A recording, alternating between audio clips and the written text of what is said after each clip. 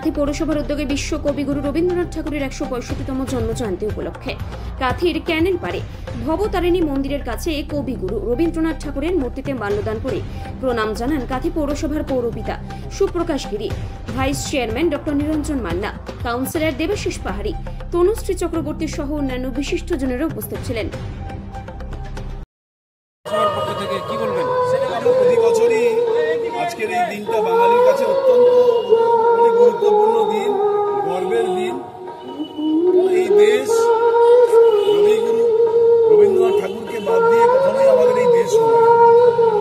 আজকে বিশ্বকবি কবিগুরু রবীন্দ্রনাথ ঠাকুরের ১৬৪তম জন্মদিবস, রবীন্দ্র জয়ন্তী।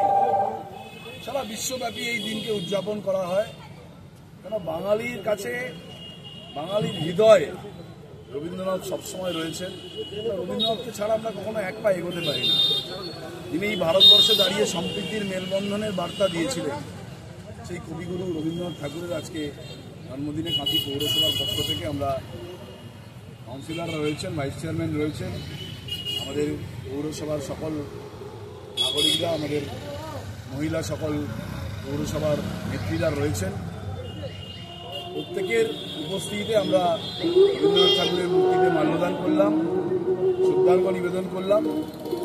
রবীন্দ্রনাথ ঠাকুরকে কখনো বাঙালি নয়, দেশবাসী নয়, বিশ্ববাসী কখনো ভুলতে পারবে না। যতদিন এই দেশ থাকবে, যতদিন এই বিশ্ব থাকবে, রবীন্দ্রনাথ ঠাকুর আমাদের হৃদয়ে থাকবে।